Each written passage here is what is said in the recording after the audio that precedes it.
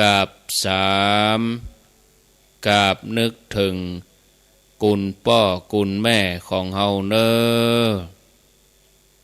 กับนึกถึงกุลครูบาอาจารย์กับพระเรียบร้อยก้อยขยับขยาย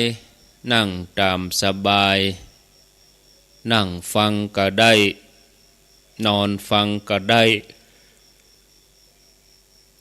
ตามใจญาติโยมทั้งหลายว่าเอาความสะดวกสบายกำเดียวจะเล่าเรื่องผลแห่งการตานผ้าที่มีอยู่เพียงผืนเดียวเนี่ยเป็นจะได้บุญได้กุศลจะใดก็กำเดียวจะเล่าให้ฟังศรัทธาญาติโยมตอนนี้เวลา20:00 นกับ21 นาที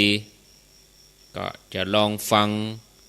ศรัทธาญาติโยมที่อยู่ทางบ้านท่านผู้ฟังพอก่อนฟังแล้ววันนี้เสียงเป็นอย่างใดไม่ใช่เสียงอาตมาเนอะเสียงที่ออกไปเนี่ยดังอาบีวอก็ดีกว่าเก่าก็ว่าเหมือนเดิมอีเนาะก็ลองโทรมาบอกกำเด้อวันนี้เปลี่ยนมิกเซอร์ใหม่เปลี่ยนสายเสียบใหม่อีเนาะจะดังกาอย่างใดกาก็ลองโทรมาบอกถึง20:30 0998366322จะเลินปอน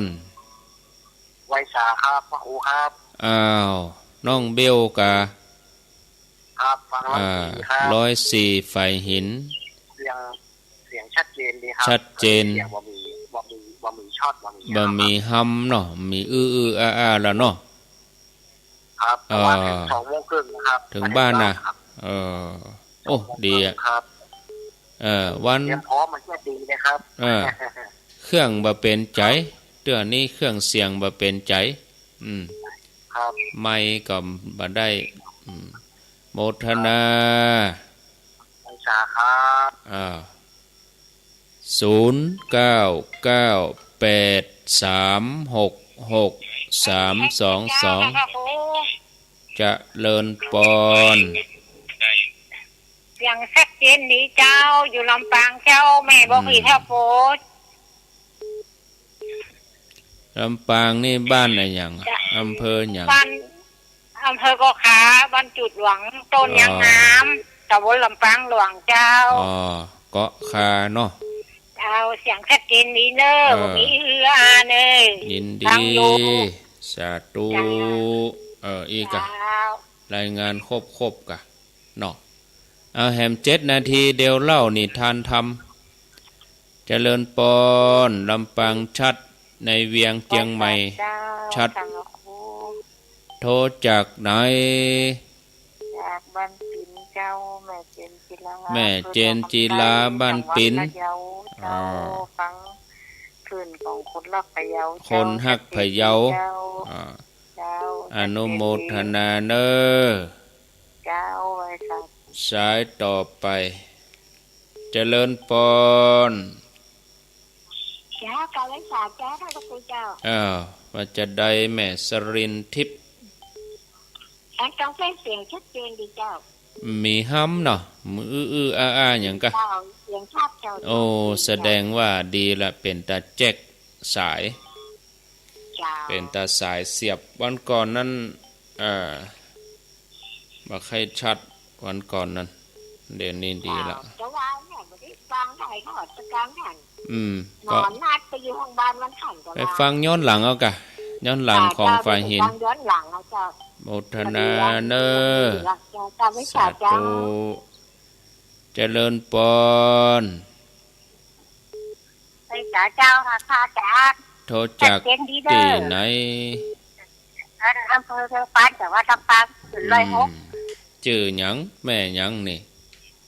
แม่กองแรงอำเภอเชียงปานแต่ว่าแม่กองแรงอำเภอเมืองปานเนาะโมทนา เจริญปอนโทษจากไหนรายงานตัวเรียบร้อยหมดเลยพระเจ้าท่านพระครูรายงานตัวแหละพระเจ้าท่านพระครู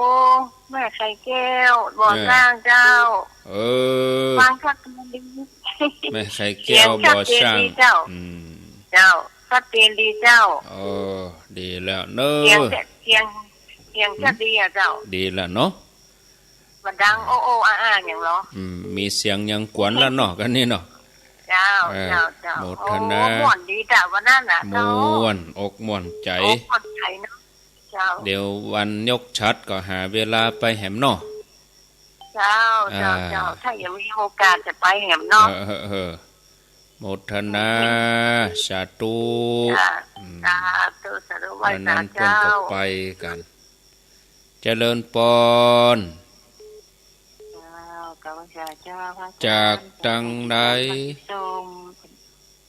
เป็นสิจารย์มันให้ชมตำบลเจดีย์หลวงอำเภอแม่สวยเจ้าอำเภอแม่สวย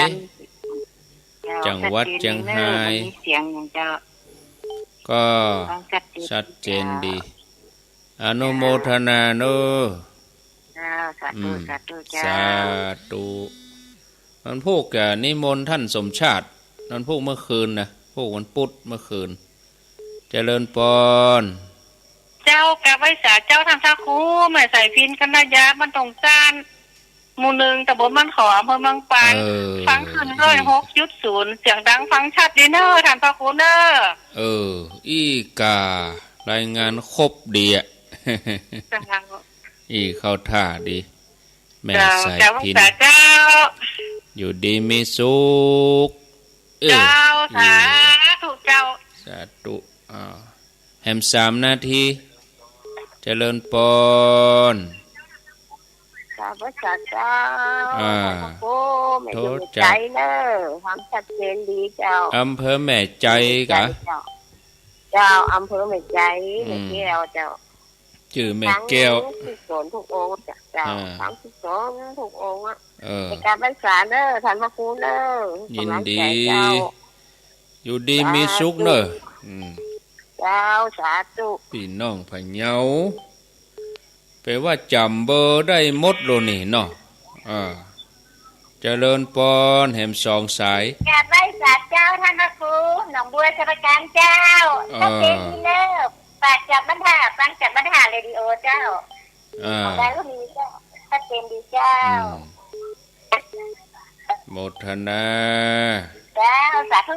เจ้าชัยปราการหนองบัวแหม2 ท่านเจริญปอนเทวดาหลายโลเทวดามีหลายโลนี่จากที่ไหนอยู่ตรงซานเจ้าตรงซานเจ้าโน้มเจ้าอยู่บ้านตรงซานท่านนะกะเจ้าบ้านเดียวกันแม่สายพินฮะกะบ้านเดียวกันไม่เคยพินนะเจ้าพอหาการหันอยู่กะเนาะเจ้าฟังชัดดีเนาะฟังชัดดีเจ้าอนุโมทนาเจ้าสายสุดท้าย0998366322จะเลินปอนภาษาเจ้าท่านผู้ชมไม่อินฟังวันแป้งเรดิโอนะจ๊ะบ้านแป้นเรดิโอเหมือนคนโซ่เขาตอกนะเจ้าเดียวเนี่ยโซ่กะลองไหลไป104ฝ่ายหินพ่อกะไหลซ้อหาเอาท่านได้ท่านนี่บ่ได้ก็ไหลเอาละเนอปอละเนาะปอก่อนเนาะเดี๋ยวจะปิดโทรศัพท์ก่อนเนาะเอาตัวอีก่อนยังรับสายละนะยังรับสายก่อนฟังธรรมะก่อนมาฟังเรื่องราวของการผลแห่งการถวายผ้าที่มีอยู่ผืนเดียวแล้วช่วงที่3 ทุ่มไปหน่อยก็จะสรุปบรรยากาศที่ม่อนภาษี2 เมืองตะวา มาอู้ให้ฟังเนาะแต่ว่าไปเล่าในช่องที่2ก่อนเนอะช่องที่2ก็ก้อยมาเล่าให้ฟังช่วงแรกนี่ก็จะนำเสนอเรื่องราวของสาระธรรมะก่อน2สามีภรรยามีผ้าผืนเดียวภรรยาห่มไปฟังธรรมเมื่อวันสามีห่มไปฟังธรรมเมื่อคืนนั่นโดความทุกข์ยากพราหมณ์กับพรามณีคำว่าพราหมณ์นี่คือพ่อจายพรามณีก็คือแม่หญิง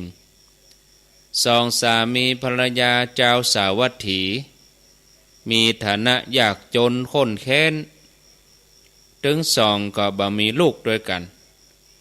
เพื่อนบ้านก็เลยฮ้องพราหมณ์ผู้เป็นสามีว่าเป็นคนทุกข์คนยากนะเป็นคนที่บ่มีเสื้อผ้าเพราะในบ้านของเขาเนี่ยเป็นคนที่มีผ้าน้อยมีแต่ผ้านุ่งผืนน้อยผืนเดียวที่ปกปิดร่างกายเวลาจะออกบ้านไปทำการทำงานอย่างไปพบปะเพื่อนฝูงศรัทธาญาติโยมก็มีผ้าน้อยเหมือนบางคนที่ชอบใส่กาเตียวบ่ชอบใส่เสื้อแก้เสื้อทำงานอย่างทำนองเนี้ยเพราะว่าความยากจนถึง2คนจะมีภรรยาก็ถึงบ้านญาติโยมมีผ้าผืนเดียวที่ต้องเปลี่ยนกันใจเปลี่ยนกันห่มผ้านี่สำหรับห่มออกไปนอกบ้านเวลาไปร่วมงานต่างๆก็พลัดเปลี่ยนกันใจผ้าผืนนี้ถ้าภรรยาห่มไปงานมงคลสามีก็บ่อาจจะไปงานเดียวกันได้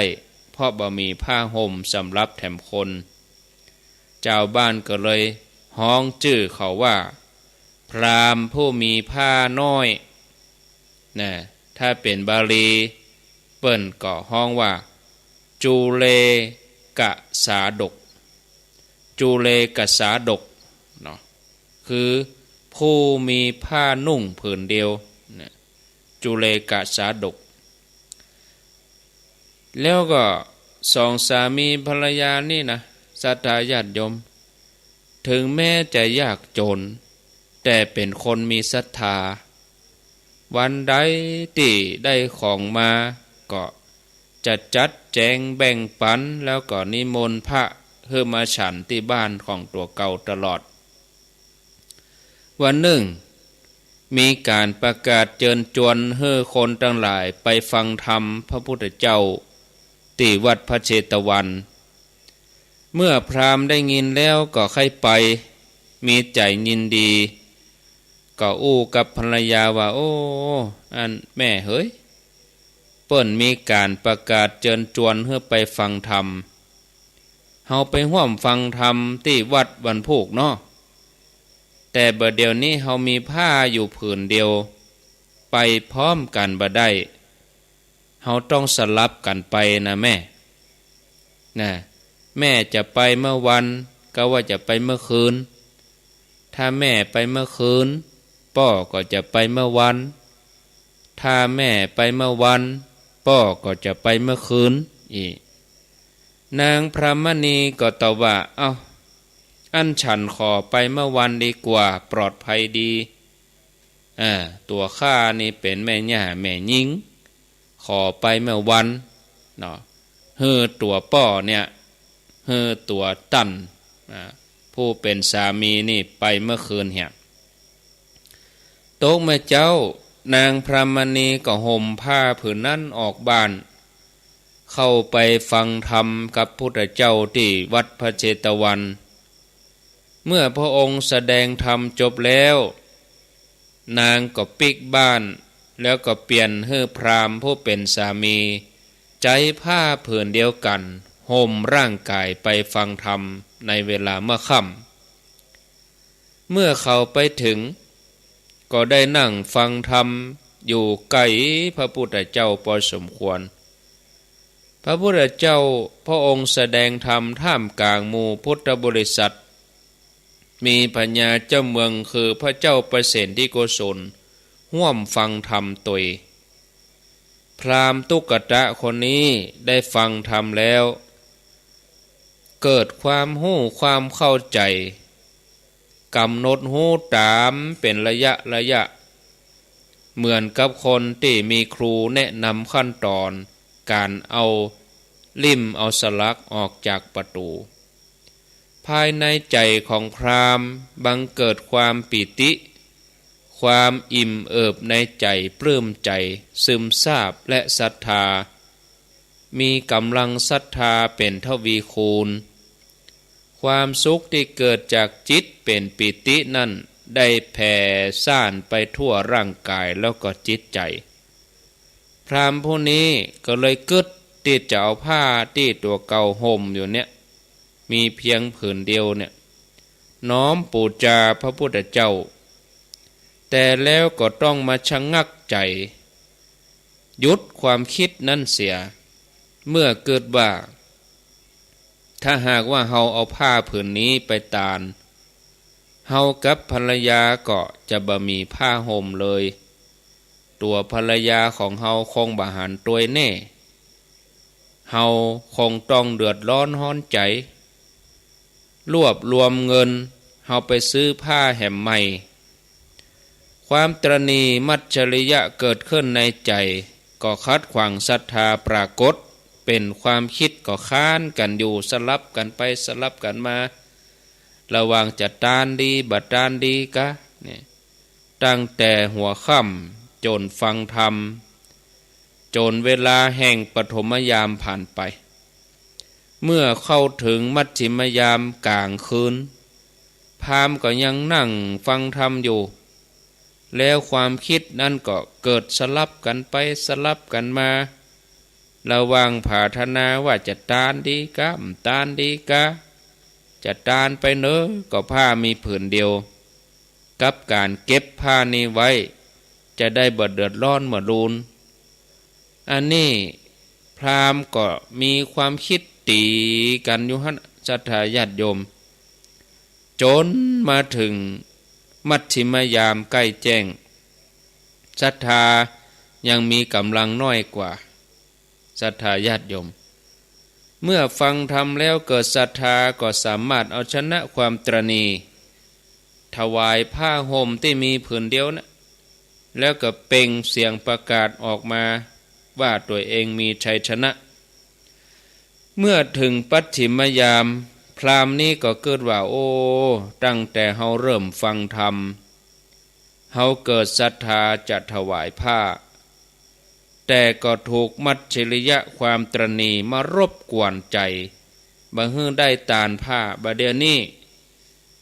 ปฐมยามกับมัชฌิมยามผ่านไปแล้วตั้งแต่หัวค่ำจนถึงกลางคืนดึกมาความตระหนี่น้อยๆที่มีอยู่ในใจของเฮาบัดเดี๋ยวนี้หากปล่อยให้มันชนะเฮามันจะครอบงำเฮาได้หมดอย่าให้เฮาจมอยู่ในอบายมีนรกเปรตอสุรกายและก็เดรัจฉานเฮาจะต้องชนะมันให้ได้เฮาต้องไปฟังมันแล้วเฮาควรถวายผ้าเลยตอนนี้พราหมณ์ก็รวมจิตข่มบ่ให้ความตระหนี่เกิดขึ้นแถมแล้วก็รักษาศรัทธามั่นคงแล้วก็ก้อยๆใจมือดึงผ้าออกจากร่างกายจ้าๆเหมือนเปิ้นดึงมีดตัดตัวตระหนี่ให้ปุดขาดออกจากกายแล้วก็ก้อยบรรจงพับผ้าอย่างเรียบร้อยเมื่อพระพุทธเจ้าพระองค์แสดงธรรมจบลงพราหมณ์คนนี้ก็ประคองผ้าเข้าไปไหว้พระพุทธเจ้าวางไว้แทบพระบาทพระศาสดาแล้วก็เป่งกำอู้ดังๆว่าเฮาชนะแล้วเฮาชนะแล้วทิตังเมทิตังเมถึงตอนนั้นพระพุทธเจ้าก็ประทับนั่งอยู่คนทั้งหลายถวายบังคมแล้วก็เริ่มทยอยออกจากวิหารพ พระเจ้าประเสนที่โกศลพระองค์หันพราหมณ์มีผ้านุ่งผืนเดียวนำผ้าที่ห่มมาไปวางแทบพระบาทพระศาสดาแล้วก็มาอู้ว่าเฮาชนะแล้วเฮาชนะแล้วพระเจ้าประเสนที่โกศลก็สงสัยว่าพราหมณ์ผู้นี้ชนะอะไรอย่างพระเจ้าประเสนที่โกศลก็ไปประทับนั่งแล้วก็ตรัสให้คนเอาพราหมณ์คนนี้มาเข้าเฝ้าพระเจ้าประเสนที่โกศลก็ถามหาสาเหตุพราหมณ์ผู้นี้คือจุเลกษาดกเนี่ยศรัทธาญาติโยมพราหมณ์ผู้เนี้ยจุเลกษาดกเนี่ยก็กราบทูลความคิดของตนที่เกิดขึ้นมันหบกันตานดีมตานดีศรัทธากับตรณีพญาเจ้าเมืองพระเจ้าประเสนที่โกศลก็ดำริว่าโอ้พราหมณ์คนนี้ทำสิ่งที่คนอื่นๆทำได้ยากตึงบ้านมีผ้าห่มเพียงผืนเดียวก็ยังเอาตาลเอาละเขาจะช่วยสงเคราะห์เขาแล้วพระเจ้าประเสนที่โกศลก็ตรัสให้เจ้าหน้าที่นำผ้าสาดกมาให้เขา1 กู้พราหมณ์ผู้นี้รับแล้วก็น้อมถวายทานผ้ากู้นั่นแก่พระพุทธเจ้าพญาเจ้าเมืองก็พระราชทานผ้าสาดกให้เขาเพิ่มขึ้นแถม2 กู้เขารับแล้วก็เกิดว่าพญาเจ้าเมืองราชาให้ผ้าแก่เฮาเหตุเพราะเฮาฟังธรรมแล้วถวายผ้าแด่พระพุทธเจ้าถ้าเฮาบ่ได้ถวายแด่พระพุทธเจ้าพญาเจ้าเมืองคงจะบ่เอาผ้าให้เฮาฉะนั้นผ้าเหล่านี้ควรน้อมถวายแด่พระพุทธเจ้าจากนั้นก็เลยเอาผ้าถวายพระพุทธเจ้าถึง2 กู้นี่เข้าไปแถมญาติโยมทั้งหลายพระเจ้าประเสนที่โกศลราชาก็พระราชทานผ้าเพิ่มเข้าไป4 กู้8 กู้16 กู้พราหมณ์ผู้นี้ก็ยังถวายให้พระพุทธเจ้าเสียหมดศรัทธาญาติโยมพญาเจ้าเมืองก็พระราชทานเพิ่มเข้าไปแถมเป็น32 กู้กำนี้พราหมณ์เกิดว่าโอ้ถ้าเฮายังคงบ่ฮับไว้เองก็จะเป็นการบ่ฮื้อเกียรติต่อพญาเจ้าเมืองแล้วก็ยังบ่ฮู้ประมาณในตนเฮาควรฮับไว้ใจสวยพ่องพราหมณ์ผู้นี้ก็เลยฮับผ้าสาดกไว้อยู่2 กู้ก็คือ4 ผืนเอาไว้ใจสำหรับตัวเองแล้วก็ภรรยาแล้วก็ถวายผ้าถึง30 กู้นั่นถวายให้พระพุทธเจ้าเสียพระเจ้าประเสนที่โกศลพระองค์ก็ปอพระทัยในตัวพราหมณ์ผู้นี้ตรัสสั่งให้เจ้าหน้าที่นำตั๋วเข้ามาแล้วก็ไปเอาผ้ากำพลนี่เป็นผ้าทอด้วยขนสัตว์ที่มีอยู่ในวังเนี่ยเอามาเพิ่มแถม2 ผืนผ้ากำพลนี่มีมูลค่าถึง100,000 กหาปณะเจ้าหน้าที่ก็นำมาแล้วพระเจ้าประเสนที่โกศลก็พระราชทานให้แก่พราหมณ์เสร็จแล้วพระองค์ก็เสด็จกลับพราหมณ์เมื่อรับผ้ามาแล้วเกิดว่าโอ้ผ้ากำพลนี่เป็นผ้าเนื้อดีผ้าที่มีความประณีตบรรจงดีเลิศมีราคาแพงบ่คู่ควรกับเฮาและภรรยาเฮาควรตั้งใจน้อมถวายในพระศาสนาจะดีกว่าเขาก็เลยเอาผ้ากำพลนี้ขึงเอาเป็นผ้าเพดานเอาถวายไว้ในคันธกุฏิของพระพุทธเจ้าส่วนแถมผืนหนึ่งเขาก็เอาไปขึงเป็นเพดานที่บ้านบริเวณที่ภิกษุเปิ้นจะมานั่งฉันเมื่อถึงเวลาแมลงมาพระเจ้าประเสนที่โกศลเปิ้นก็เสด็จมาเข้าเฝ้าพระพุทธเจ้า พระเจ้าประเสนที่โกศลเปิ้นก็หันใส่ผ้ากำพลที่ขึงเป็นเพดานพระองค์ก็ทรงจำผ้านี้ได้กราบทูลถามว่าไผเป็นผู้นำผ้าผืนนี้มาถวายพุทธองค์พระเจ้าข้าองค์พระสัมมาสัมพุทธเจ้าพระองค์ก็ทรงตอบว่าก็พราหมณ์นะกะที่มีชื่อว่าเอกสาดกคำว่าเอกสาดกก็คือผู้มีผ้าผืนเดียวจูเลกสาดกผู้มีผ้าน้อยเอกสาดกเอกะแปลว่าหนึ่งมีผ้าผืนเดียวพญาเจ้าเมืองก็ดำริว่าโอ้พราหมณ์ผู้นี้เลื่อมใสในฐานะที่ควรเลื่อมใสเขามีศรัทธาในพระศาสดาเหมือนกับเฮาเมื่อพญาเจ้าเมืองพระองค์เสด็จเข้าสู่พระราชวังแล้วพระองค์ก็ตรัสให้เจ้าพนักงานไปเชิญพราหมณ์ตุ๊กตานี้มาเข้าเฝ้าพญาเจ้าเมืองก็พระราชทานสิ่งของแก่พราหมณ์อย่างละ4จำนวน100ชนิดจาง4ม้า4อย่างละ4ธาตุตาสี4ตาสีตาสาบุรุษบ้านสวยอย่าง4ตำบลคืออย่างละ4แต่ว่ามี100ชนิดกันนะศรัทธาญาติโยมต่อมาภิกษุทั้งหลายก็สนทนากันอยู่ที่โรงธรรมต่างก็ปากันชื่นชมพราหมณ์ที่ชื่อว่าจูเลกสาดกที่ทำกุศลอันงามโดยบุญที่ดีเยี่ยมผลบุญที่ทำนั่นทำให้เขาได้รับวัตถุต่างๆอย่างละ4ในวันเดียวเป็นที่น่าอัศจรรย์เมื่อองค์พระสัมมาสัมพุทธเจ้าพระองค์เสด็จมาที่โรงธรรมสภา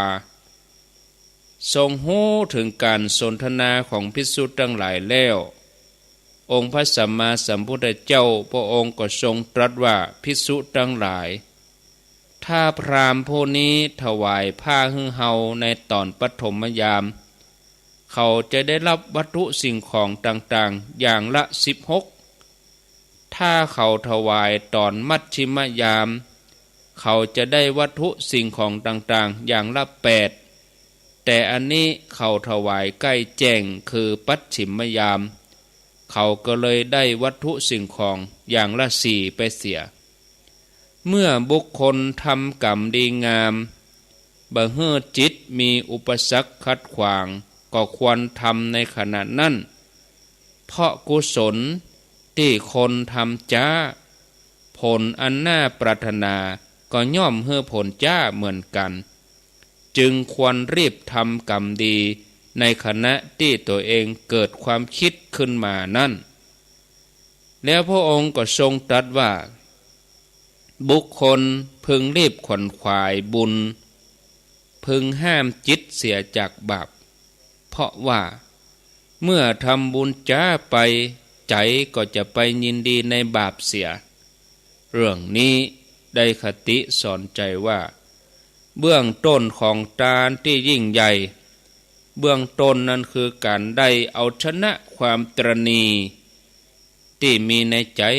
ของเฮาเนี่ยญาติโยมความตรณีบ่มีที่ไหนมีในใจของเฮานั่นเองเนาะศรัทธาญาติโยมท่านสาธุชนทุกคนทุกท่านก็ขออนุโมทนาที่ฟังกันบัดเดี๋ยวนี้20:50แล้วชั่วโมงที่2ก็มีแหมเรื่องหนึ่งเนอะศรัทธาญาติโยมเรื่องที่2นี่ก็ม่วนมาแถมน้อยม่วนเรื่องที่2นี่นะชื่อเรื่องว่าเสสวดีหันเงินเป็นทองศรัทธาญาติโยมหันเงินทองเป็นเงินทองเพราะกำลังแห่งบุญนะหันเงินทองเป็นเงินทองเพราะกำลังแห่งบุญอันนี้ญาติโยมทั้งหลายก็มาซุบตัด กับเรื่องราวที่จะเชื่อมโยงกันพอดีอันนี้สละทองคำสร้างพระสถูปก็คงจะเหมือนกับเฮาปิดคำพระเจ้าปิดทองเจดีย์อย่างมื้อนี่นะเนาะสละทองร่วมสร้างพระสถูปวะเป็นอย่างใดก้อยไปฟังกันใน3 ทุ่มปลายสักหน่อยเนาะเหลือเวลาแถม10 นาทีก่อนจะหมดชั่วโมงแรกก็มาสรุปงานภาพรวมตะวาแล้วก็พอดีก็พี่น้องแม่แจ่มพี่น้องแม่แจ่มบ้านตับแม่แจ่มเปิ้นมาแอวหามากัน1 รถตู้มาตานตุงอีหรอแล้วเปิ้นก็ไปม่อนพระศรี2 เมืองมาแล้วไปวันนี้โอ้เป่งลึงขอโทษเนอะเรือมาหั่น2 ตัวแมวเห็ดตัวอีกละคนเฒ่ามาเล่าให้ฟังบอกกองรถจอดมามันก็มายืนที่หัวคันไดที่เฮาเตียวขึ้นวะบอกกองรถจอดมาตัวนี้หล่นลงไปหับอีกวะไปกึไปเอาตัวไปแบบต้อนรับแกว่งหางน่ะดีใจมีแขกมาโอ้เขาท่าดีหรออีเนาะทีนี้เมื่อคนเฒ่าลงรถตู้มานี่ก็เตียวขึ้นมาตัววะทำนองเป็นมัคคุเทศนำเที่ยวบอกกองมาส่งคนเฒ่าขึ้นบนดอยนางแก้วม่อนพระศรี2 เมืองแล้วแมวมาฮับต่ออีวะ คนเฒ่าบนเล่าฟังตะกี้น่ะหมู่บ้านตับนะบ่เจียก็ไปถามเพิ่นพอเด้อหมู่แม่ดีแม่หยังเขานั่นนะก็เดี๋ยวจะเอาชื่อเพิ่นมาอ่านแม่ท่านพระครูก็มาท่านพระครูรองเจ้าคณะอำเภอแม่แจ่มแม่ท่านมหาดวงจันทร์ท่านพระครูสิริวัดพันแหวนแม่เพิ่นก็มาเพิ่นก็ไปการที่ดอยนางแก้วเพิ่นก็ไปเอววันนี้ลงไปกี่เข้าง่ายหั่นวะออกแม่แจ่มมาตี 4 ตี 5ไปถึงดอยนางแก้วก็มากินข้าวง่ายดอยนางแก้วแล้วก็มากินข้าวตอนปักตังเจริญกินข้าวตอนแล้วก็มาตานอู้กันสักบึดสักเมื่อแล้วก็ปิกเดี๋ยวนี้ก็ถ้าจะฟังวิทยุอยู่บ้านหั่นน่ะเนาะพี่น้องแม่แจ่มสรุปงานตานเก้าอี้แล้วก็ตานโต๊ะที่ม่อนพระศรี2 เมืองศรัทธาทั้งหลายได้ฟังก็เริ่มกันตั้งแต่วันที่12นั่นก็อาตมาก็ไปถึงหั่นแมลงเอาครัวอันหยังลงแล้วก็ท่านพระครูกัลยาณปราโมทย์ท่านก็ไปฮับท่านไปฮับวันที่12แล้วนะไปฮับก็ไปเทศที่วัดพระพุทธบาทตากผ้าไปเทศไปบรรยายที่วัดพระพุทธบาทตากผ้าแล้วที่วัดพระพุทธบาทตากผ้าที่วัดพระพุทธบาทตากผ้านี่เป็นงานบำเพ็ญกุศลศพของพระดร.สิงห์ทนเปิ้นอยู่เจียงดาวบุญแล้วก็เปิ้นได้มรณภาพตั้งศพบำเพ็ญกุศลไว้ที่วัดพระพุทธบาทตากผ้าก็คืนวันที่12ก็ปีกมาจากพระบาทตากผ้าก็ปีกมาที่ปากตังเจริญเจ็บปากตังเลินปีกมาที่ม่อนพระศรี2 เมืองก็4 ทุ่มเกิงเปิ้นรับกันหมดละดีนะได้กลางเต็นท์อย่างละไว้แมลงนะกำมาอ่านนี่โหเต็นท์ก็บ่ได้กลางปีกมา4 ทุ่มเกิงก็ได้มากลางเต็นท์คนเดียวเศร้าเจียวอยู่หั่นกันเนาะนางแควนน้อยกลางเต็นท์ไว้เรียบร้อยแล้วเนาะศรัทธาญาติโยมทีนี้ก็เมื่อมาถึงกับพักผ่อนเนาะตกมาเจ้าวันที่13ก็ตุลุงเขาท่านมหาสมชาติเขาเพิ่นก็เข้ารายการศรัทธาเปิ้นก็เอาภัตตาหารเจ้ามาพี่น้องปางน้ำทุกับขุนลาวเปิ้นเอาภัตตาหารเจ้ามาถวายครูบาอาจารย์ก็ได้ฉันกันพระคุณเจ้าก็มีอยู่9 ตนเน้นมีอยู่1 รวมกับตุลุงตาเปิ้นอยู่อันเมืองฝางปุ่นเปิ้นมาตานเก้าอี้เปิ้นก็นอนให้คืนแล้วเปิ้นก็ตานเก้าอี้อายุเปิ้น80ปลายละเปิ้นรับเก้าอี้อยู่50ตัวในฝากสายแม่จงดีมาเมืองฝางนี่ได้100ปลายเวียงปะเป้าก็บ่น้อยหน้าก็ได้100ปลายเหมือนกันเก็บตกที่นั่นหน่อยนี่หน่อยคนนั้นตัวคนนี้ตัวก็จับพอดีตามเจตนาเสร็จเรียบร้อยวันที่13ก็มีคนมาตานอยู่เรื่อยๆตั้งแต่เมืองงายขวายมาตอนมาค่ำมาคืนก็ทำวัดสวดมนต์กันตกวันที่14เมื่อเจ้าก็มีศรัทธาเปิ้นมาทำบุญใส่บาตรทานภัตตาหารเจ้าฉันเข้าก็ทำงานศรัทธาก็ทยอยขึ้นมาโอ้ลงทานก็มาโดยบ่ได้นัดหมายอย่างเอียม่วนดีกินกันจนเหลือเนาะกินอิ่มกินเต็มเนอะเปิ้นต่างคนต่างเอาไปกลัวว่าเปิ้นจะกินบ่อิ่มกันต่างคนก็ต่างติ้วขึ้นไปกึดถึงตัวเองตัวกึดถึงคนอื่นตัวเองกินกล่องก็เอาไปให้คนอื่น2กล่องเนาะศรัทธาญาติโยมห่อกันติ้วกันขึ้นไปเพื่อครูบาอาจารย์สังฆะฉันแล้วก็แจกให้ศรัทธาแถมม่วนเนาะตอนทำพิธีก็ตามเวลาเข้าทีก็ว่าจะทำพิธีบ่าย2ก็พอคนก็ห่างไปมันก็จะเมินลำไปอินดูคนอยู่ไกลก็เลยเลื่อนเวลามาเป็นบ่าย2 โมงจากบ่าย2มาเป็นเที่ยงครึ่งครูบาอาจารย์เพิ่นก็มีธุระตัวเองฉันเพลแล้วสักบึดสักเมื่อเที่ยงครึ่งก็นิมนต์ครูบาอาจารย์ได้ไหว้พระได้สมาทานศีลพระสงฆ์เจริญพุทธมนต์แล้วก็ถวายทานเก้าอี้ถวายทานโต๊ะถวายทานยอดปัจจัยศรัทธาญาติโยมทั้งหลายรวมแล้วนะเก้าอี้นี่ตามที่ชี้แจงไปที่ม่อนพระศรี2 เมืองนั่นเก้าอี้นี่เก้าหนทีบอกญาติโยมว่าตัว150 บาทก็ไปเย่งไปพอตีโกดังตีร้านมาพอตัว150นี่สีมันบางไว้คนตัวผอมอย่างอาตมานั่งมีปัญหาคนตัวน้อยคนตัวใหญ่นั่งขามันลู่จะงอลองให้เขานั่งพอนะคนขับรถนั่งคนขับรถที่วัดอาตมานี่น้ำหนัก80 ปลายลองนั่งพอขามันอ่อนก็เลยตัดสินใจอันนี้ก็ถามข้อมูลถามร้านค้าถามไปถามมาเปิ้นก็ว่าอันนี้มันเกรดอย่างต่ำหน่อยเนอะมันถูกหน่อยเอา100 เดียวก็มีนะท่านเปิ้นก็ปาไปพออันใด100 เดียวไปพอก็มาก็ซ้ำบางเหลือ150กันอันนี้บางไปอัน150นี่เป็นว่าคือพลาสติกที่เขาเก็บกันเป็นขวดเป็นอย่างเงี้ยแล้วเปิ้นก็เอาไปรีไซเคิลเปิ้นเอาไปโม่ไปหลอมก็เอามาหลอมเป็นเก้าอี้นี่แหละ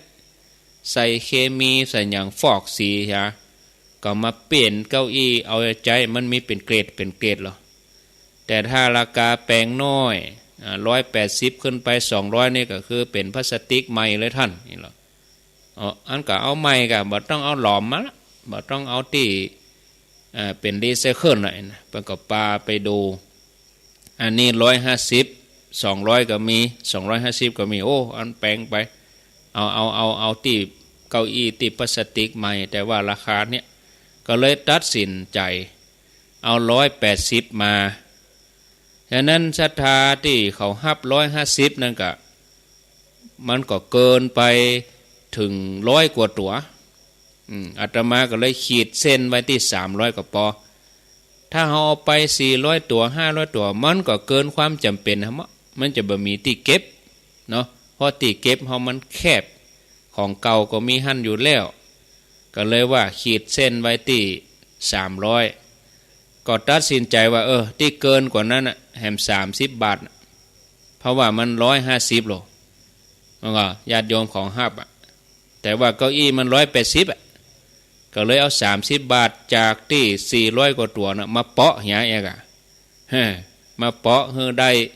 180เหียก็นึกว่าจะได้180กะเพ้นจื้อแถมหมอกะปั๊มจื้อเข้าไปเปิ้อจื้อว่าสี2เมือง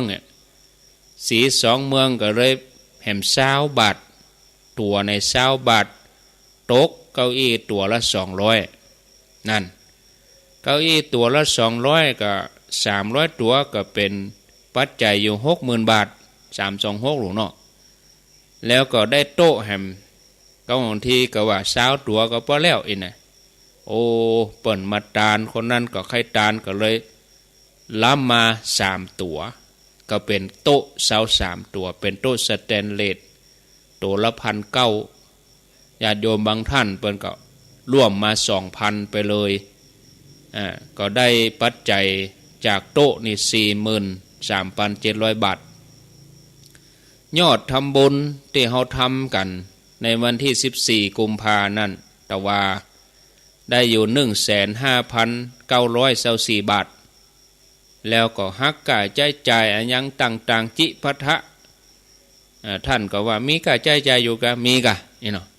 เอาก็บำรุงสถานีที่เปิ้นถ่ายทอดเหียพระเน้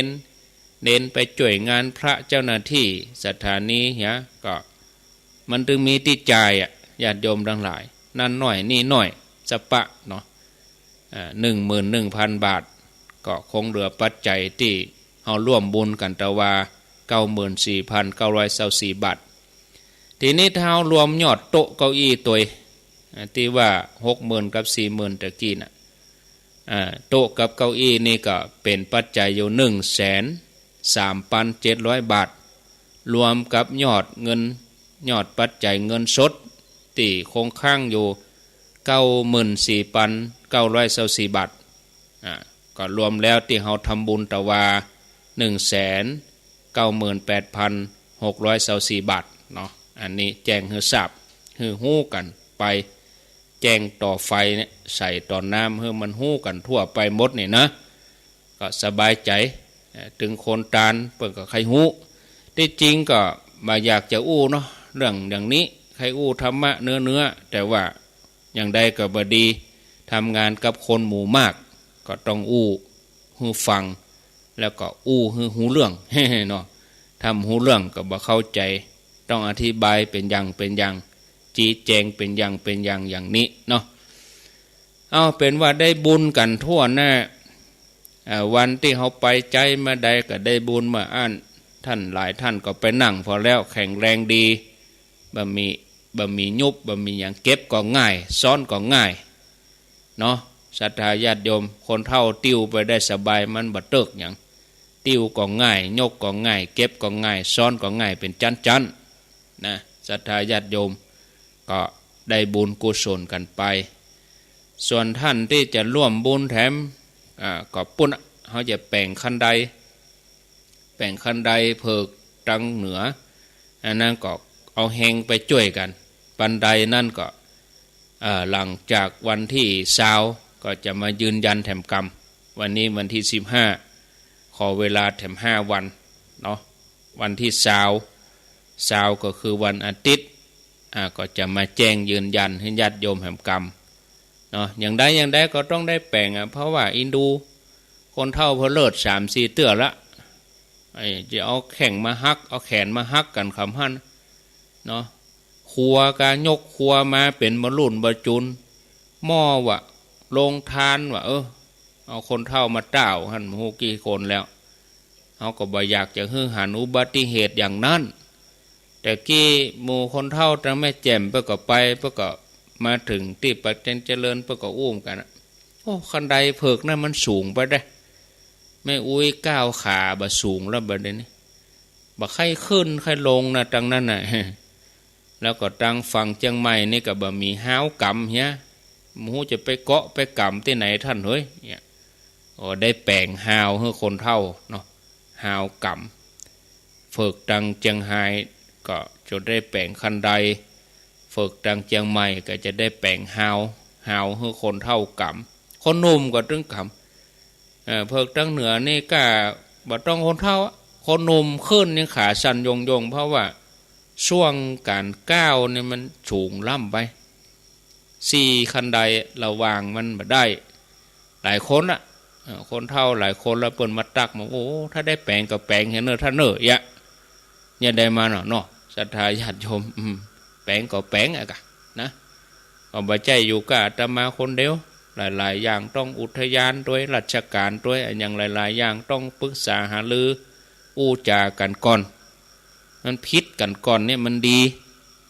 ถ้าไปพิษกันมันรูนเนี่ยมันบ่ม่วน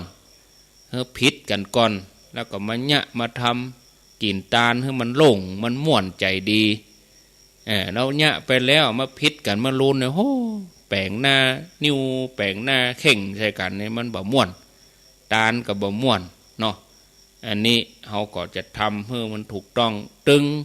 ถูกตึงใจถูกตึงต้องถูกใจคนที่เปิ้นหอมมาแล้วเปิ้นเจตนาเปิ้นตกแล้วก็คือถูกใจเปิ้นแล้วก็ถูกต้องตัวเนี่ยจะว่าเอาถูกก็ใจเฮาแล้วมันบ่ถูกต้องมันก็บ่ได้จะเอาถูกต้องอย่างเดียวเบ๊ะแปลงอย่างเงี้ยแต่มันบ่ได้เพราะว่าคนใจเปิ้นหูคนที่เปิ้นใจงานนะเปิ้นหูเปิ้นขึ้นลงเปิ้นหูเนี่ยแต่เฮาถูกต้องอย่างอันมันก็บ่ได้ก็ถูกใจตัวถูกต้องตัวเนาะญาติโยมท่านทั้งหลายอ้าวก็เดี๋ยวเปลี่ยนบรรยากาศได้เล่าได้สรุปงานก็โอ้กินตาลม่วนใจ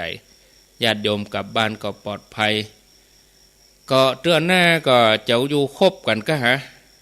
เตือนหน้านี่น่าจะไปคบกันก็ตอนที่เขาจะยกชัดเนี่ยก่อนสัก2 วันถ้ากลัวคนหลายก็ไปวันที่17ก็ได้หรอ17 18เนี่ยใครเฮือไปคบหมดอะไปปากดตัวเอาไผใครห้องเพลงก็ห้องไผใครจ้อยก็จ้อยแม่สายพินเขาเนี่ยดีกว่าเฮามาจ้อยมาซอออกวิทยุนี่บ่ได้หันตัวกันเอาไผใครอ่านข้าวก็อ่านข้าวเอามารวมกันกันมั้งแต่ว่านี่ใครเฮือแสดงความสามารถเหมือนกันโอ้แต่ว่านี่มีละอ่อนคนหนึ่งอยู่วังเหนือชื่อน้องเจ้าขุนอายุ7 ขวบโอ้เปิ้นพิการเท้าตีนนี่มีแต่มือเปิ้นมันมี2 ข้างแต่ก็ใจตีนใจเท้าเนี่ยเขียนชื่อกินน้ำกินข้าวใจตีนมดไว้ก็เอาตีนน่ะมากบไว้เวลาคนเอามาหอมซองก็เอาตีนยืนกีบเอาเนี่ยหั่นกันตะว่าก็น้องเบี้ยวฝั่งปิกทำฝั่งปิกจะขึ้นบนถึง2เพื่อหยังเพื่อจะให้กำลังใจกับคนที่มีครบคนที่มีร่างกายครบแข้งขาก็ครบหูตาก็ครบแล้วไปมัวท้อถอยมัวไปทดถอยต่อชีวิตใครให้ไปเพื่อจะเป็นแห้งจูงใจเป็นกำลังใจหลายๆคน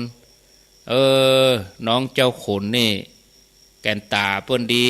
แต่ว่าเปิ้นมือเปิ้นบ่ครบน้องเบลนี่ตีนมือดีหมดแต่ว่าเปิ้นพิการสายตาคนเฮาถึงแม้จะพิการร่างกายแต่จิตใจบ่พิการเปิ้นต่อสู้อย่างพิษสมัยเขาเน้นรักเขาใครเฮาไปคบนะคนเหล่านี้ไปคบเหตุกรรมมันก็จะได้เป็นแห้งจูงใจให้คนอื่นๆจะไปท้อมันหยังอู้ไปเลยผมยังสู้เฮายังสู้แล้วบางคนนี่พ่อแม่ให้มาคบหมดลูกแฟนว่าอย่างน้อยอกหักน้อยจะตาย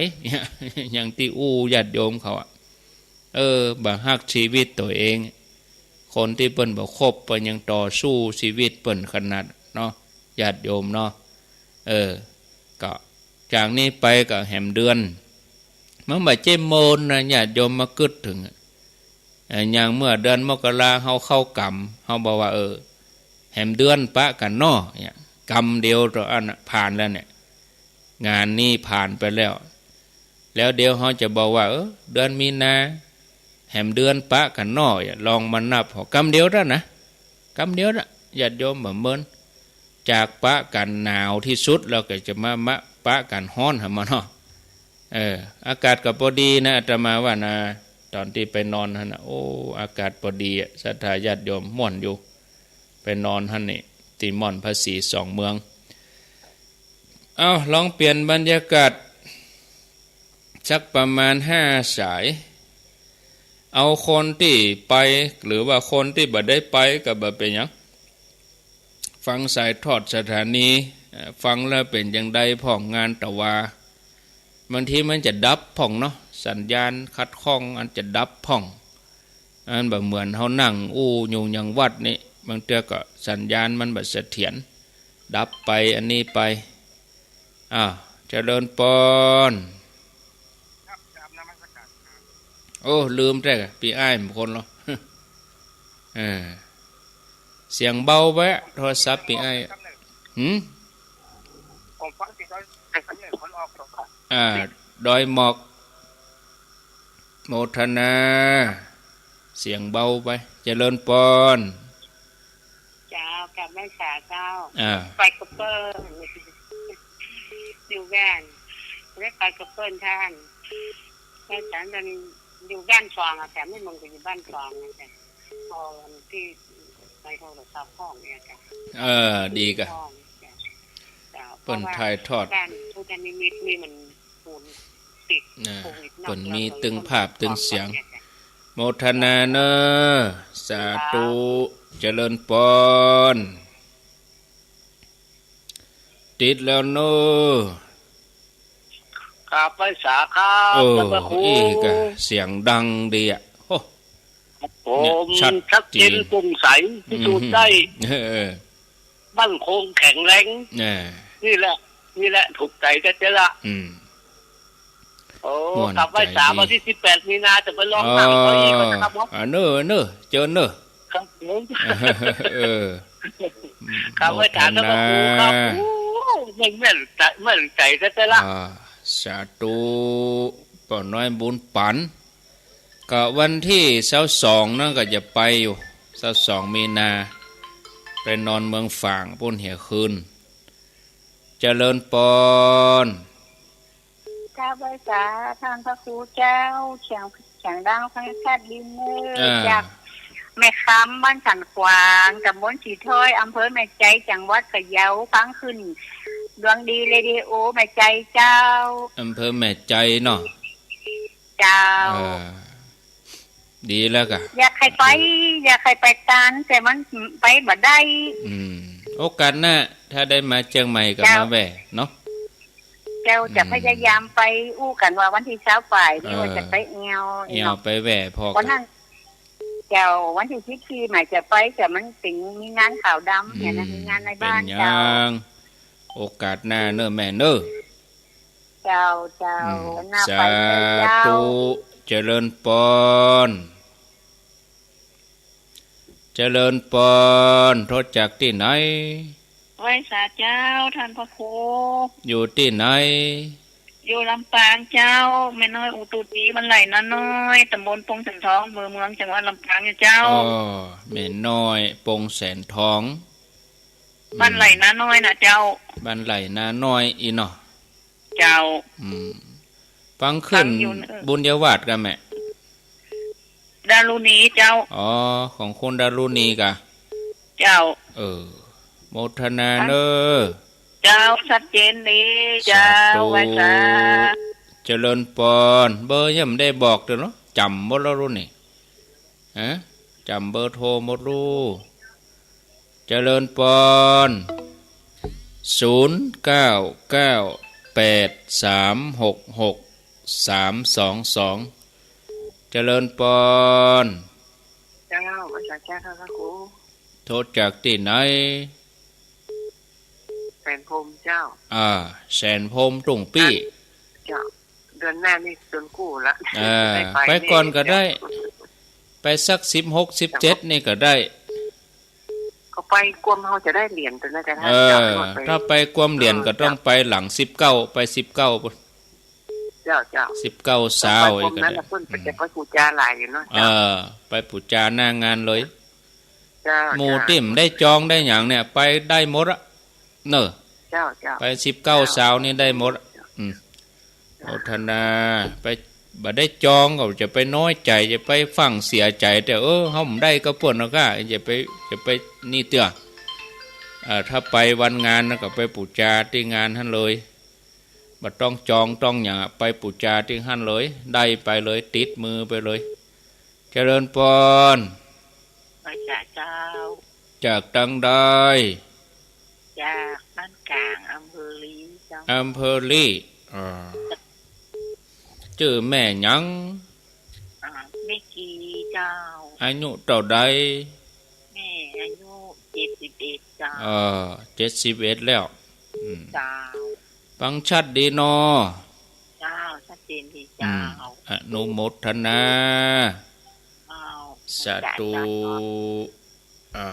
วันพุธเมื่อวันนี้จะนิมนต์ท่านปลัดณัฐพงษ์แตนนะวันพุธบ่าย 3นะอาตมาติดธุระเจริญพรนมัสการเจ้าพระครูยายพรว่าจะได้ฟังชัดเจนดีเนอะบ่ดังเนาะเสียงม่วนดีป้อยดีเนาะเจ้าดีแล้วกะดีละฟังพระครูก็อธิบายก็ม่วนนะก็เดี๋ยวจะเล่าให้ฟังแถมฟังรับละเด้อนะก็ไม่รับมันตกไปที่บ้านพิมพ์เนี่ยรักบาทเปงปุดเนาะเจ้าโมทนาวันที่เช้าจะรอพระเจ้าเช้าไหนเช้าพุ่งฮื้อเนี่ยเจ้าโมทนาบุญตัวพระเจ้าอย่างว่าประสบกันอย่างเงี้ยรอข้างกำแพงวัดบ้านข้างบ้านก็ได้ยินอยู่กะไม่เอี่ยวก็ได้รู้เจ้าโอ้ยจึงไปเหรอดีจะรอพระเจ้าไปเตอะมีงานบุญก็ไปมีโอกาสก็ไปวัดบ้านเฮานะเจ้าโมทนาบ้านเฮาก็บัดละโลเนาะเอาไว้เตอีก่อนเดี๋ยวพรเดี๋ยวจะใส่อื่นเพิ่นได้เอาตึกเตอีก่อนเด้อพอสมควรแก่เวลาพักโทรศัพท์พักสายเดี๋ยวเวลาจะบ่พอประเด็นนี้3:17ขออ่านชื่อเห็นหน่อยอ่านชื่อเห็นหน่อยเปิ้นฝากหอมนี่ร้อยเอกชัยพรนางพิมพันธ์พิมพ์สมุทรบ้านต้าบ่อโอร่มพรำบุญยอดตาลม่อน2 เมือง42 เมืองตาลโต๊ะเก้าอี้300 บาทอันนี้ยกยอดไปเป็นหอมปิดทองผ้าเห็นเนาะปิดทองผ้านี่ก็มีครอบครัวสลปีเปิ้นอยู่ด้วยสเก็ตเป็นต้นเฮืออยู่ 10,000 บาทแล้วก็เป็นที่ดีใจวันโภควันมาฆบูชาศาลาจะมาลงมือแล้วถึงบอกว่าทำก็ต้องทำอีกะเทวดาเนาะโดนใจอย่าได้ติดคำพระเจ้า42 เมืองวันที่17-18 มีนาศธาก็จะได้มาหันความเหลืองอารามแล้วเนาะพระ42 เมืองจะปิดทองใหม่วันผูกมาฆบูชาศาลาเปิ้นจะมาลงมือคัดสีเก่าออกโป้สีใหม่เข้าไปคัดให้เรียบแล้วก็ปิดคำแถมใหม่เนาะภาษี2 เมืองที่เฮาไว้เฮาสานี่นะแล้วก็มีนางอย่างนี้นางสุกอันนี้หมู่ประจันฝากหอมกับน้ำกับไฟโป่งเทวีตัวบางอันก็อาตมาฮับตานอาตมาก็จอมตู้ไปเหี่ยก็บ่เป็นหยังเนาะศรัทธาญาติโยมก็เปิ้นก็รวบรวมไปอันเดียวกันนะมันเป็นหยังเนาะรวบรวมกันไปเรียบร้อยเปิ้นมาตานท่านก็จอมตู้เปิ้นก็รวบรวมกันร่วมกันเนี่ยเป็นยอดอันเดียวกันนี่หมดจะเอาแป้งขั้นใดตัวส่วนหนึ่งจะติดไฟธาตุแถมไฟพระธาตุนี่ก็ต้นเดือนมีนาเนี่ยก็จะติดไฟละติดไฟส่องพระธาตุแล้วก็แหมวัน2 วันนี่ก็จะติดไฟส่องพระละพระนี่เปิ้นชลาก็ว่าสักติดปลายติดคำแล้วก็จะต้องติดไฟส่องพระ42 เมือง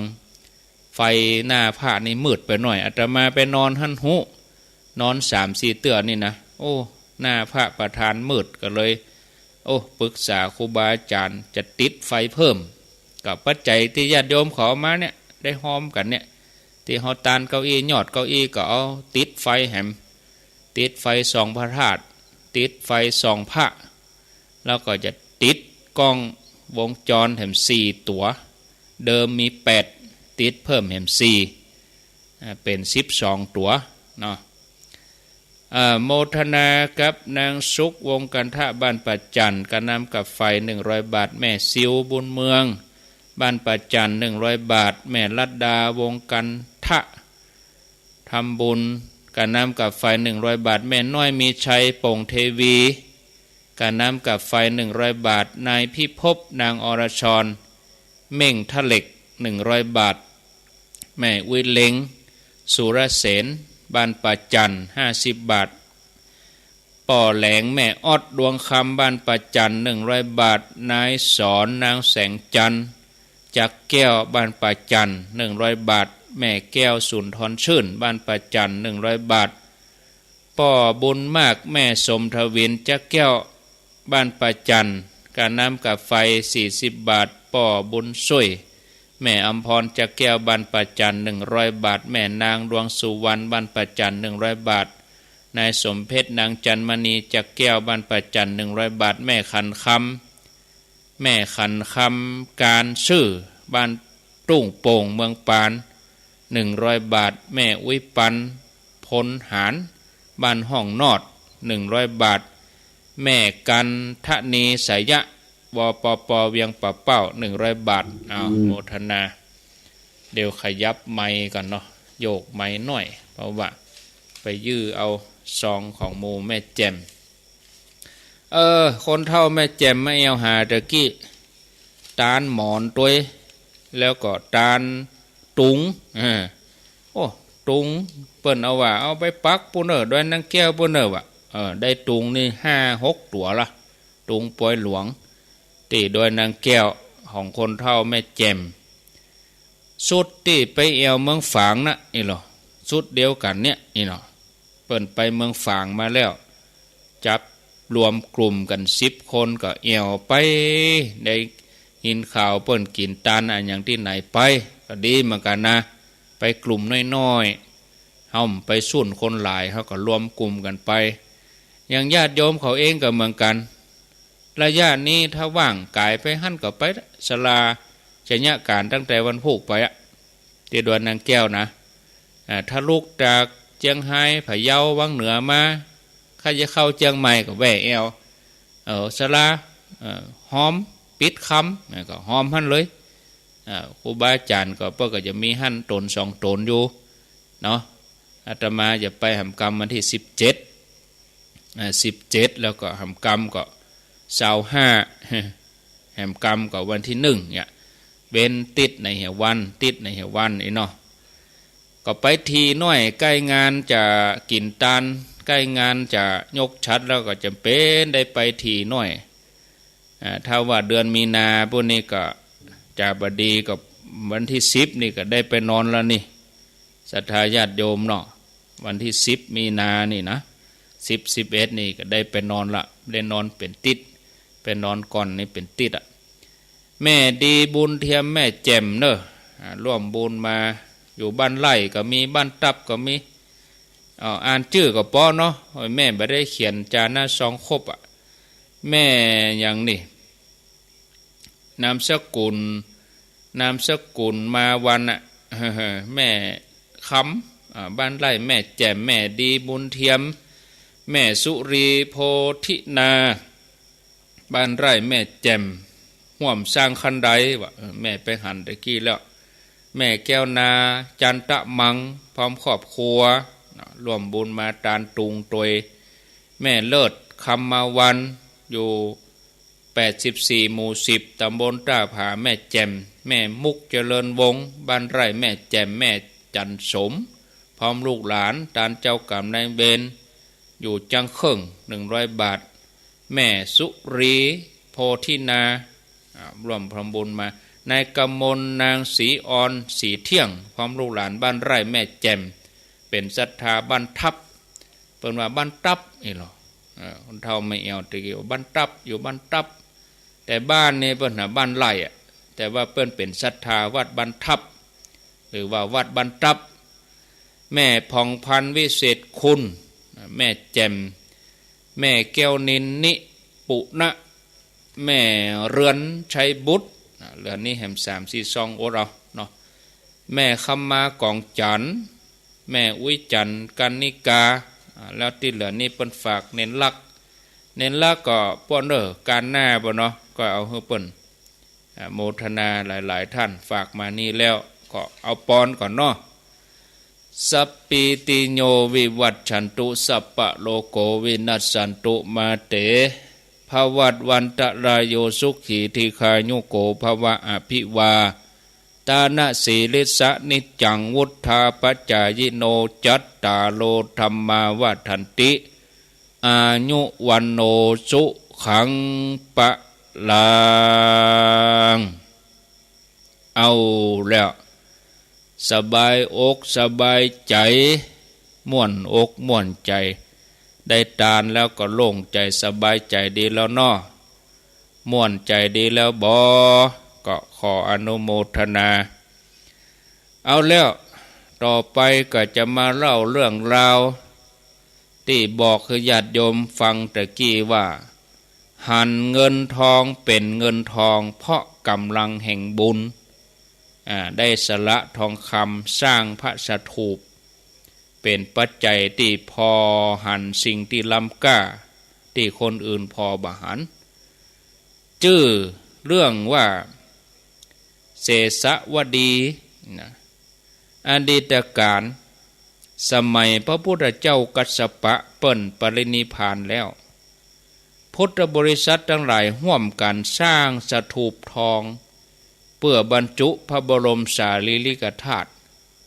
คำว่าสถูปนั่นก็คงจะ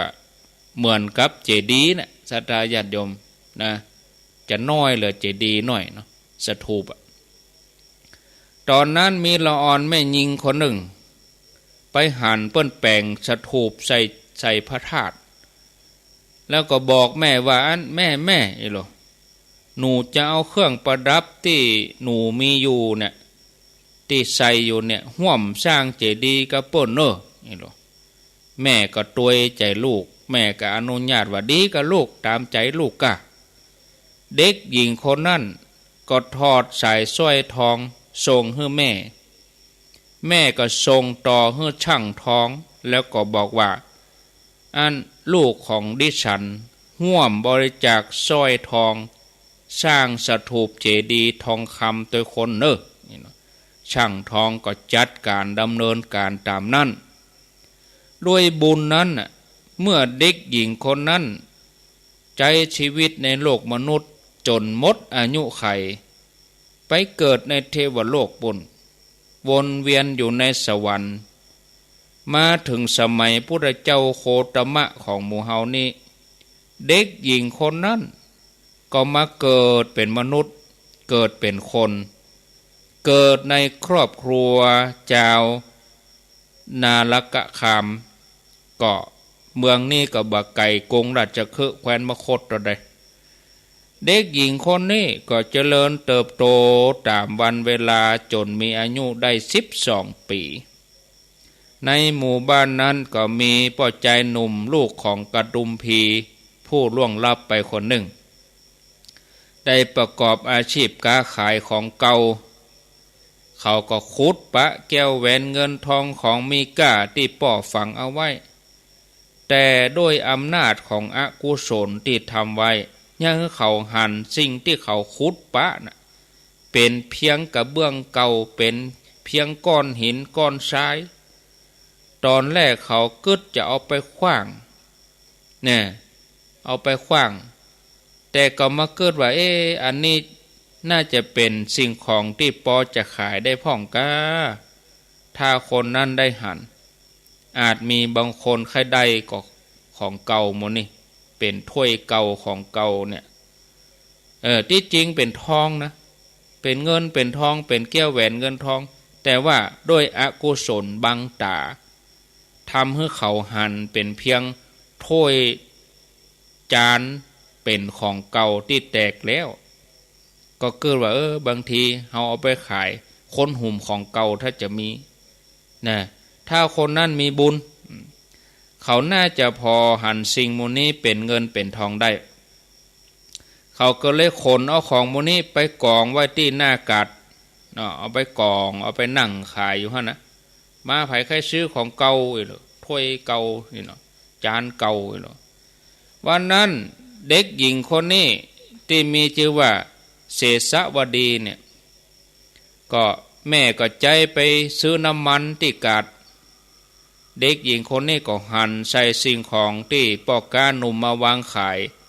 เป็นทองเป็นแก้วเป็นพลอยก็เลยอู้กับเขาว่าพ่อค้า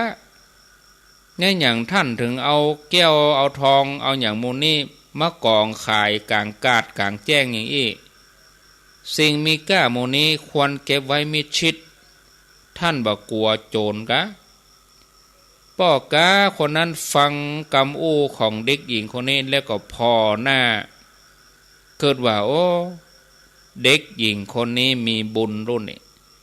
หั่นกองหินกองทรายหั่นกระเบื้องเก่าหั่นถ้วยเก่าเป็นของมีค่าความมีบุญของเธอ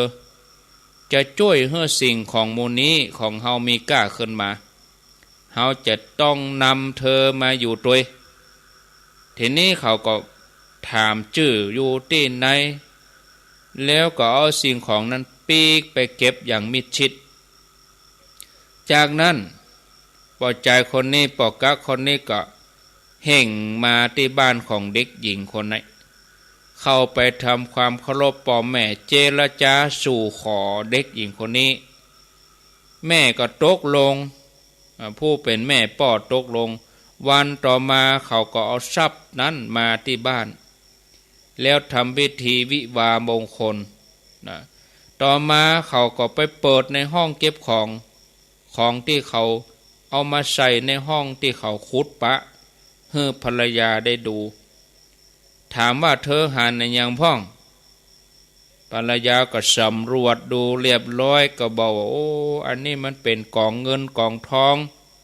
เป็นทองคำนะนี่โอ้มีทรัพย์อยู่มากมายขนาดนี้เลยกะผู้เป็นสามีก็บอกว่าก็เป็นของที่เธอหันนี่กะเฮาบ่ได้หันยังกับเธอหันนะคงเป็นด้วยอำนาจกรรมของเฮาแต่เป็นอำนาจบุญของเธอที่เธอได้หันที่เธอได้หันว่าเป็นทองโดยอำนาจบุญศรัทธาญาติโยมตั้งแต่นั้นเป็นต้นไปบัดเดี๋ยวนี้เฮาขอให้เธอดูแลทรัพย์สมบัติทั้งหมดในบ้านเฮานี่เนอะให้เธอดูแลเพียงผู้เดียวตัวเฮาก็จะจ่ายเงินทองจากส่วนที่เธอแบ่งให้เนอะตกลงกับภรรยาอย่างนี้ตั้งแต่นั้นมาผู้เป็นภรรยาก็จะเป็นคนที่ไปหยิบเอาทรัพย์มาส่งให้สามีถ้าสามีหยิบเองก็กลายเป็นหินเหี่ยว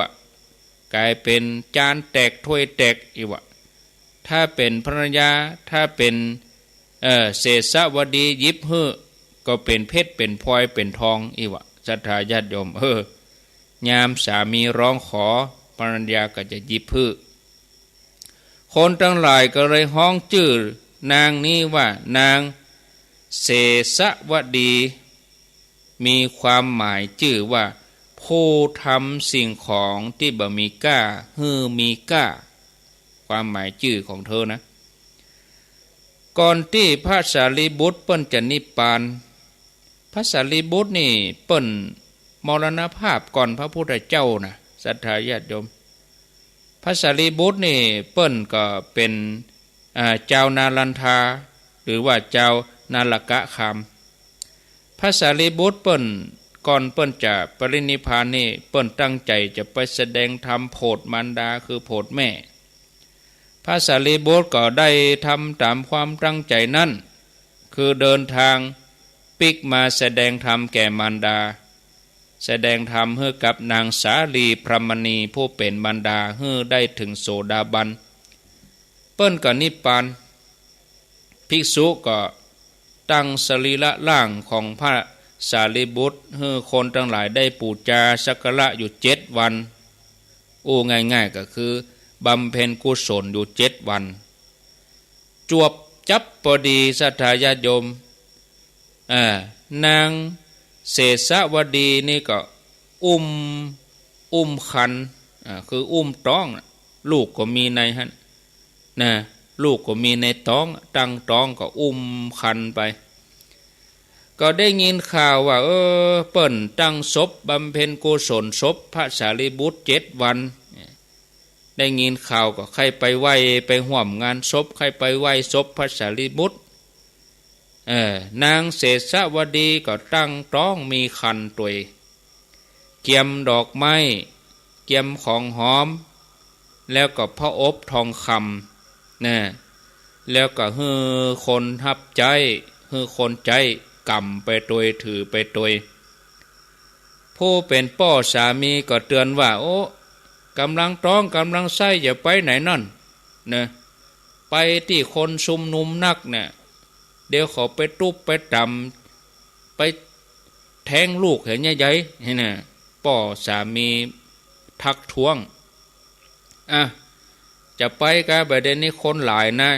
เปิ้นไปไหว้ศพพระสารีบุตรคนนักคนหลายเอาคนใจไม่ยิงไปแหมตัวบ่เหมาะพ่อบ่ฮื้อไปนี่หรอพ่อสามีก็ห่วงแต่ห่วงลูกไปกำลังท้องอยู่พ่อจะฮื้อคนใจที่เป็นพ่อใจเนี่ยกำไปเอาของปูจาของเจ้าไปแตนฮื้ออยู่บ้านดีกว่าบ่นี่หรอนางเสสวดีก็มีความศรัทธาแก่กล้าเนาะเกิดว่าแม่เฮาจะต้องตายในที่นั้นเฮาก็จะไปเฮาใครไปไหว้ศพพระสารีบุตรด้วยตัวเอง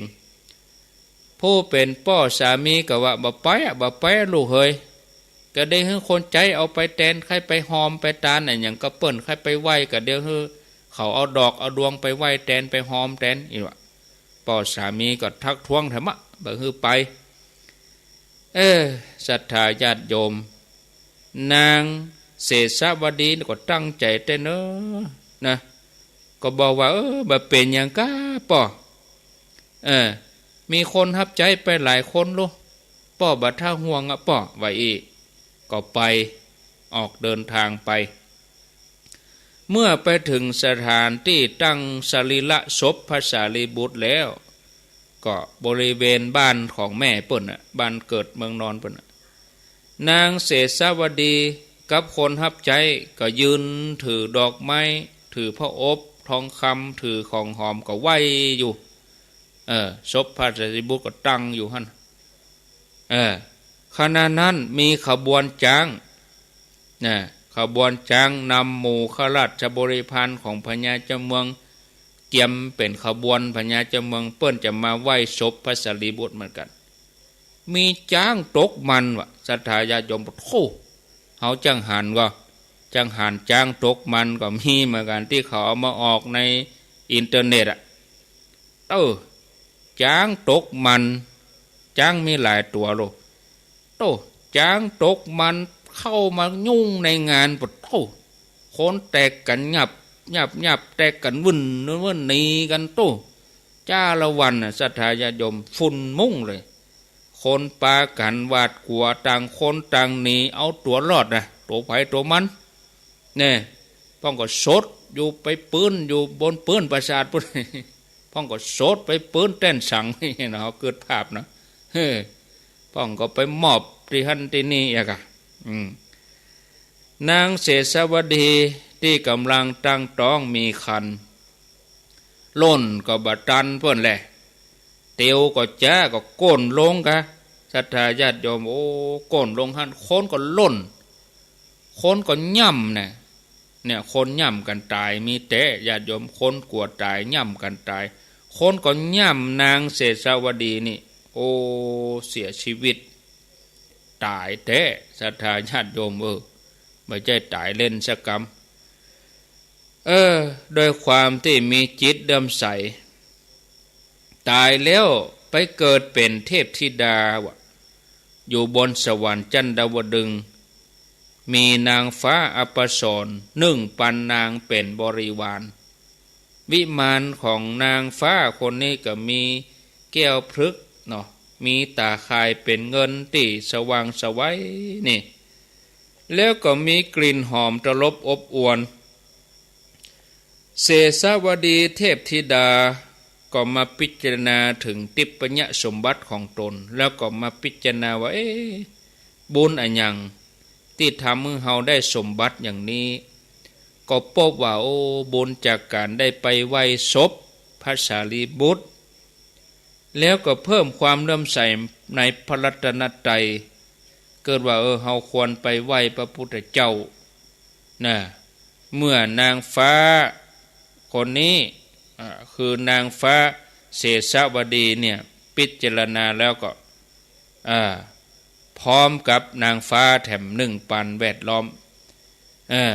ลงมาจากวิมานมาเข้าเฝ้าพระพุทธเจ้าที่วัดพระเจตวันแล้วก็ถวายบังคมพระวังคีสะนั่งอยู่ใกล้พระพุทธเจ้าพระวังคีสะนี่ประวัติเพิ่นก็ตื่นเต้นเหมือนกันนะเอานิ้วเคาะกะโหลกหูเลยว่าไปเกิดเป็นอย่างวะตายแล้วไปเกิดเป็นอย่างเดียววันหลังจะเล่าให้ฟังเด้อวันพุกกับวันพุกจะเอาเรื่องพระวังคีสะพระวังคีสะเอาหัวต่อยจะเอาหัวต่อยเอานิ้วต่อยกะโหลกปกปกปกกะโหลกผีตายนี่นะหูเลยว่าไปเกิดเป็นอย่างอีวะเป็นพระอรหันต์เนอะพระวังคีสะนี่พระวังคีสะก็นั่งอยู่ใกล้พระพุทธเจ้าแล้วก็กราบทูลขออนุญาตถามถึงบุพกรรมของนามเทพธิดาองค์นี้พระเจ้าก็ทรงอนุญาต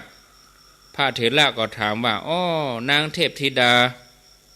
อาตมาหันวิมานของท่านงดงามติปญะสมบัติของท่านเนี่ยงดงามเป็นผลจากการทำอันอย่างมาทำบุญอันอย่างมาถึงมาได้วิมานอย่างอีโลขอท่านจงบอกว่าทำบุญอันอย่างมาถึงได้มาเกิดวิมานอย่างนี้เสสาวดีเทพธิดาก็ตอบว่าข้าแด่ท่านผู้เจริญวิมานที่ดิฉันได้เนี่ยมีฝูงนกกระเรียนนกยูงนกเขาไฟส่งเสียงห้องมีไม้เลื้อยไม้ดอก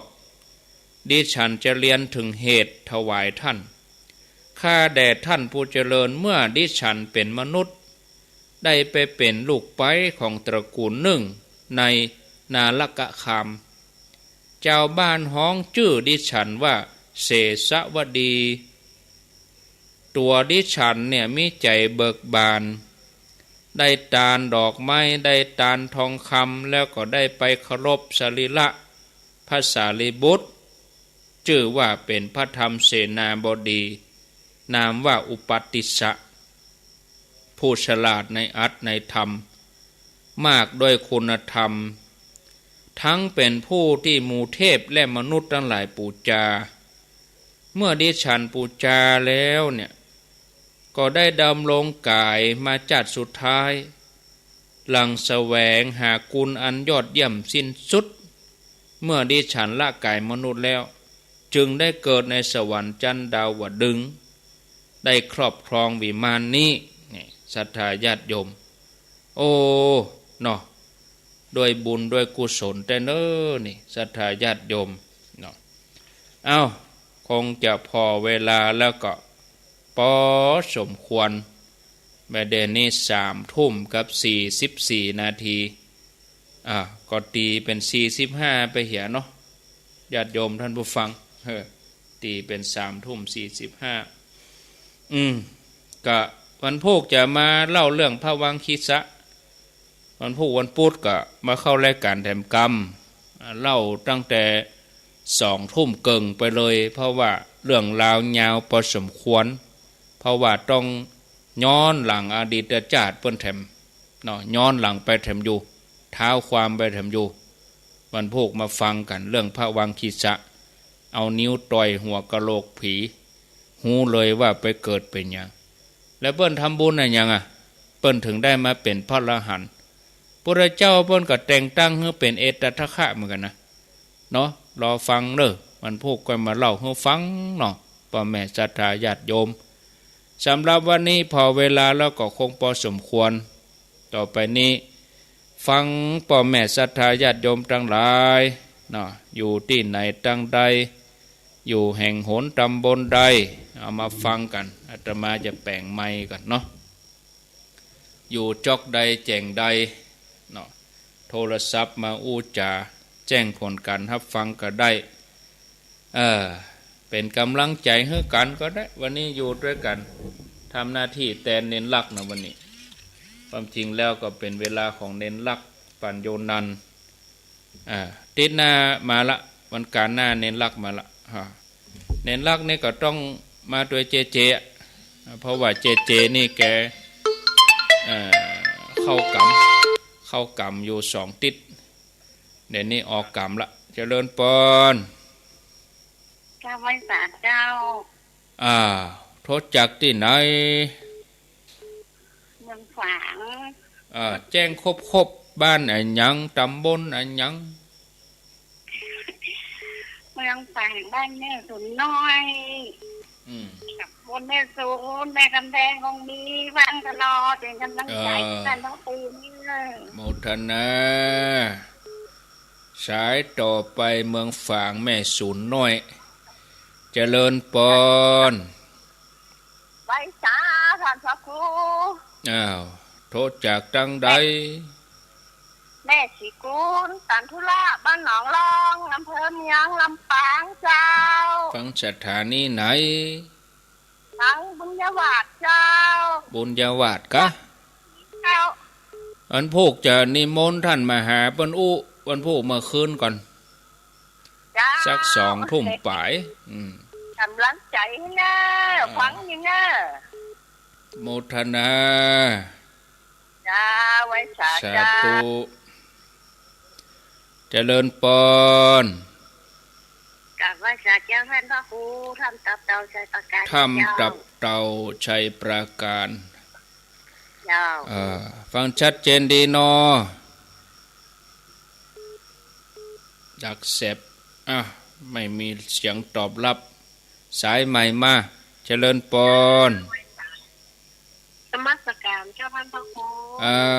แม่ครูละวันกะแม่ครูละวันเจ้าเหมือนที่ละปูฟังอันบ้านแป้นเนาะบ้านแป้นเรดิโอบ้านแป้นเรดิโอ96เจ้าสารธรรมคำสอนก็โอ้ยนำไปสู่ชีวิตได้อย่างดีบ้านแป้นเรดิโอเจ้าสาธุเจ้าอนุโมทนาวันพวกเมื่อวันนี่มได้เข้ารายการบ่าย 3นี่ติดธุระท่านพระครูประหลัดณัฐพงษ์เตนวัดดอนจันทร์เจริญปอนไว้สาท่านพระครูเจ้าโทษจากจังใดจากแม่สลัดจะสอนอำเภอปานจังหวัดลำปางเจ้าแจ่ซ่อนเจ้าฟังสถานีไหนเจ้าฟังชัดเจนดีนะเจ้าสาธุเจริญปอนเจ้าพิสาเจ้าโทษจากตั้งใดแม่รัตดาวันไว้เขากรรมมาคอยจุนจากวัดพะเยาเจ้าฟังคลื่นยังแม่ฟังคลื่นดารุณีเจ้าดารุณีเนาะติดตามตลอดเนาะเจ้าอยู่ดีมีสุข0998366322จะเลินปอนครับกำลังมาจัดการท่านพระคุณเจ้าโทษจากตั้งใดบอกจากแจ้ซ่อนครับแจ้ซ่อนอำเภอเมียงปานจังหวัดลำปางนั่นแหละชื่อหยังปอนได้ผลเลยปอนได้ผลครับอายุเท่าใดอายุ80 กว่าแล้วครับ80 ปลายแล้วนี่ฟังชัดเจนดีเนาะชัดเจนดีเลยอนุโมทนาเด้อครับขอเป็นกำลังใจเด้อโชคดีเจริญปอนโทษจากไหน เจริญปนดักแซบติดแล้วเนาะเมาเปิดวิทยุดัง0998366322จะเลินปอนวัดหูผมอยู่ไหนทุกข้อมูลโอ้ทุกข้อมูลหนองเจริญหนองปัสสาวะกันโอ้เมินลำได้ยินโทรมานี่โอ้เมินนักแกเด้อเมินกะแต่ว่าสบายดีเนาะสบายดีสบายครับผมได้ยินทีก่อนรู้ป่ะเอาว่าไข่หอมมันพระครูว่าผมมีไวไฟเนาะผมมีไวไฟไข่หอมคืดใจเมื่อแล้วนี่กันนะว่าอันได้ยินการที่พระครูอันประกาศกันเก้าอี้นะไข่หอมเนาะเป็นยังรู้ป่ะวันหน้าที่หอมที่แปลงข้าวขัวจังนี้นะแปลงคันใดแปลงห้าวจับฮะนะเป็นคันใดครับผมห้าวคันใดจะได้อีกคำกับผมพูดก่อนแต่งห้าวคันใดเนาะเงินของพูดกันครับผมว่ากะตันที่18มีนาบางทีก็จะไฟกับหูไฟที่บ้านรับปูด้วยงานของบ้านอันตัดแต่งเจริญนะครับผมก่อนได้ขึ้นใจก่อนมากะใส่เนอร์ถ้าจะฝากก็ต้องฝากก่อน12มีนาถ้าเลย12มีนาถามมีปุ่นละเจริญปอนจ่าเจ้าท่านพระโคเจ้าโทษจากที่ไหนจากเมืองแก้ไม่รินเจ้าเมืองแก้ไม่รินเจ้าโยมที่สมัยดอนตันกะสันผีเสื้อดอนตันผีเสื้ออย่างดอนตันกับบนแก้วคนละลายเนาะคนลายหัวนั่นก็ซ่อมอันตีครบของท่านพระครูแล้วที่เป็นวันหน้าภาพไปก็ไปฟังดีวันนั้นนะไม่เป็นยังวันหน้าก็ฟังแหมกะเนาะโชคดีเนอะนี่เป็นดีกะเจ้าหอวัดไปเติมไปกะหอวัดไปตานกะเจ้าอนุโมทนาพิสมัยดอนตันแม่ลิมเอาเจริญปอนกราบนมัสการเจ้าท่านพระครูเจ้าโทษจากที่ไหนเวลาพรท่านป่างิ้วคือป่างิ้วป่างิ้วเวียงป่าเป้าเนาะเจ้าอนุโมทนาบุญโน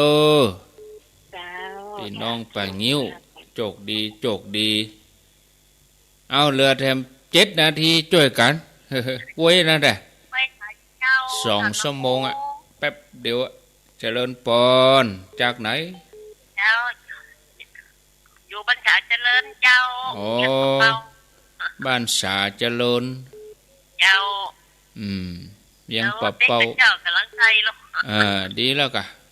เจ้าน่ากะฟังตลอดโอ้ยินดีเนอะสาธุ0998366322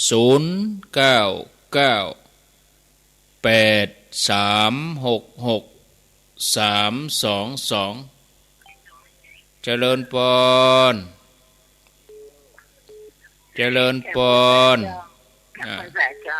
โทษจากที่ไหนบ้านนันทรามนันตาลามอำเภอฝางเจ้าวันนั้นดีใจเตียงกระแสนี้ได้เป็นเปิดฟังเวลาใดเจ้าเวลาตั้งแต่8 โมงไปเลย9 โมงไปเลยเจ้าถ่ายทอดก็เมื่อวันเจ้าถ่ายทอดให้ฟังก็เตี้ยมันได้ยินวันนั้นเปิดให้เขาตอน8เจ้าดีกะนะโยมก็ดีใจฟังเจอโยมก็ใคร